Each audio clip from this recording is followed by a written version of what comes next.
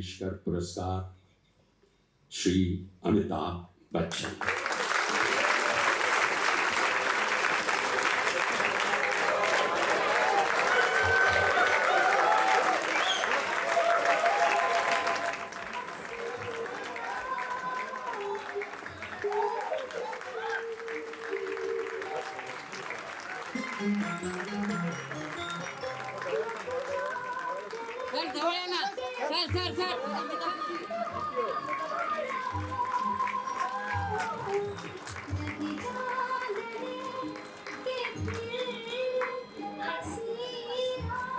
देवी और सज्जनों, अमिताभ बच्चन।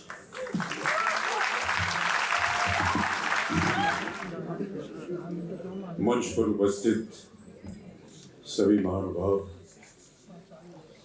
हृदयनाथ जी, उषा जी, मंगेशकर परिवार के सभी सदस्य और प्रिय देवी और सज्जनों, आप सबको मेरा प्रणाम।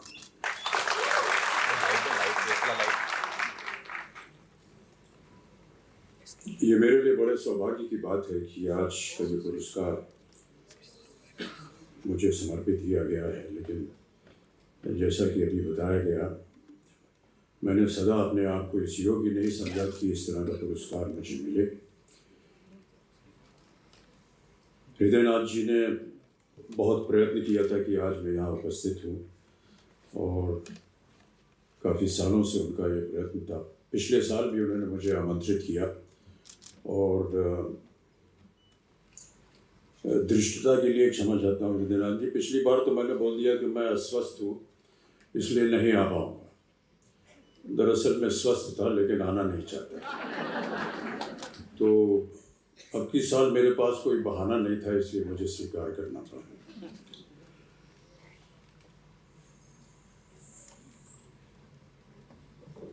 कुछ बातें जो है मैं आपके साथ हिंदी में कर रहा हूँ। ऐसे ही एक कार्यक्रम में मैंने जब हिंदी में बोलना शुरू किया तो इधर ही जनता से आवाज़ आई, ये मराठी मराठी।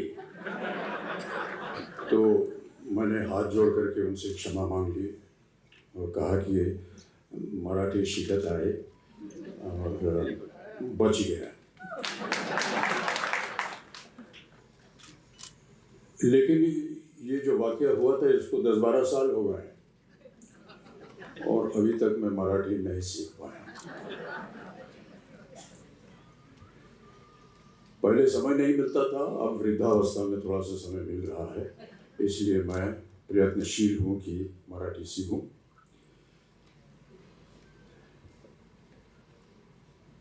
लता जी का स्नेह और प्यार मेरे परिवार पे और मुझ पर हमेशा रहा है और हमें जितना आदर सम्मान उन्होंने दिया है उसका मैं वर्णन नहीं कर सकता हूँ। न जाने क्या ऐसी बात थी कि वो जब भी मुझसे मिलती थी या हमारे परिवार के सदस्यों से मिलती थी तो एक अलग तरह का उनका स्नेह और प्यार होते थे।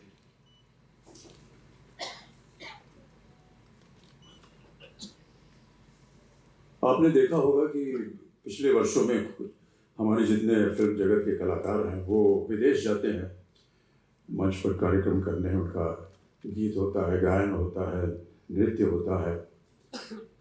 शायद लोगों को पता नहीं कि इस तरह के कार्यक्रम मैं भी किया करता था और एक तरह से माना जाए तो इसकी शुरुआत जो है वो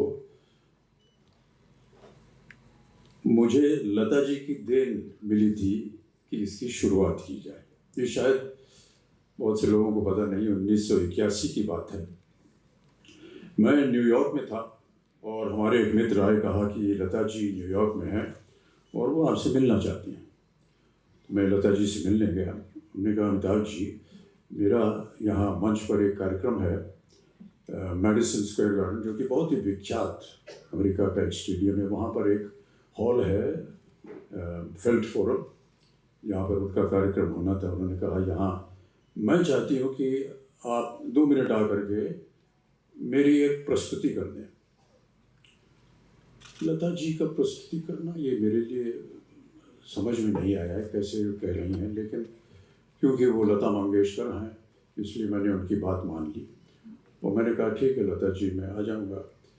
जाने लगा तो फिर उन्होंने कहा, अमिताभ जी सुनिए, हमने सुना है कि अभी आपने अपनी एक फिल्म में गाना गाया है। अरे मैंने कहा, नहीं लता जी, वो देखिए वो हल्का फुल्का वो शादी ब्याह में नोक शोक होती रहती है, उस तरह का एक गाना था।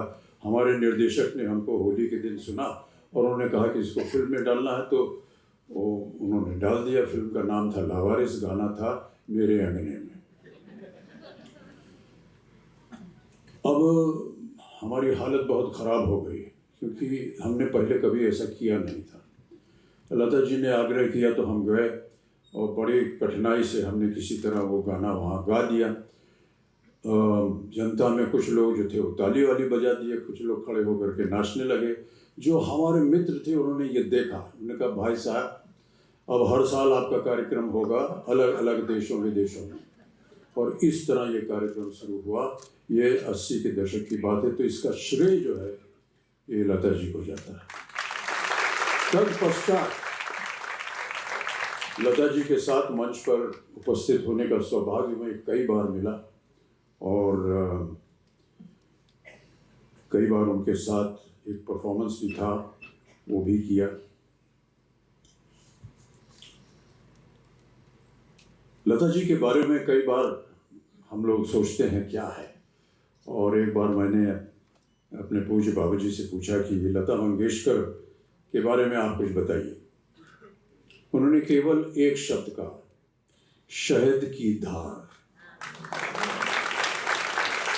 मिठास उनके गायन में शहद की तरह, और क्योंकि शहद की जो लय है वो कभी टूटती नहीं, इसलिए उनका स्वर जो है वो कभी टूटता नहीं।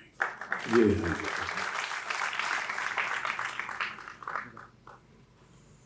मेरा हमेशा ऐसा मानना रहा है कि जब भी सही सुर लगता है तो हमारी आत्मा जो है वो परमात्मा से जुड़ जाती है। ये जो डोर है जो हमारी आत्माओं को परमात्मा के साथ जोड़ती है, ये है लता मंगेशकर जी का स्वर। जितनी बार उनके सुर को आप सुनेंगे तो आपको लगेगा कि उन्होंने आपकी आत्मा को परमात्मा से जोड़ दिया, एक ऐसी डोर से जो सदा झंकृत होती रहती है। इस उपलक्ष्य में मुझे लगा कि मुझे उनके बारे में थोड़ी सी कुछ और बातें कहनी चाहिए। तो हमारे एक मित्र हैं, उनसे मैंने कहा कि भाई साहब ऐसा कार्यक्रम है, हमको कुछ बोलना पड़ेगा, तो हम लोग मिल करके कुछ लिख सकते हैं क्या? तो उन्होंने और हमने मिल करके छोटी सी चंद शब्द लिखे हैं।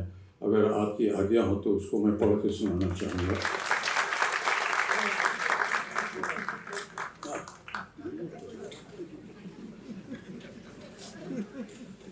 तो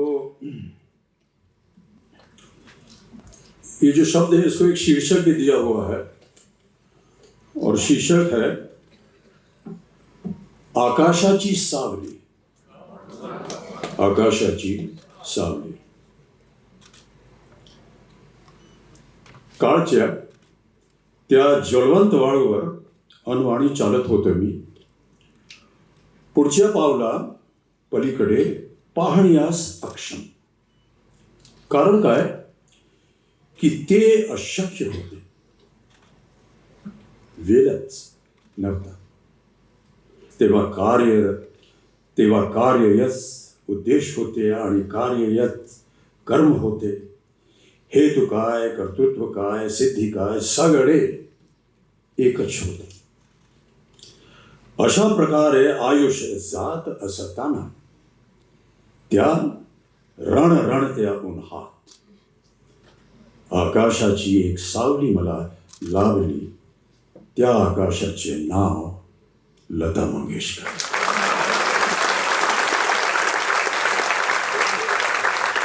माझ्याकरिता लता दीदीचे स्वर हा संगीताचा परिचय होता, हीच संगीताची परिभाषा होती, हीच संगीताची व्याख्या होती।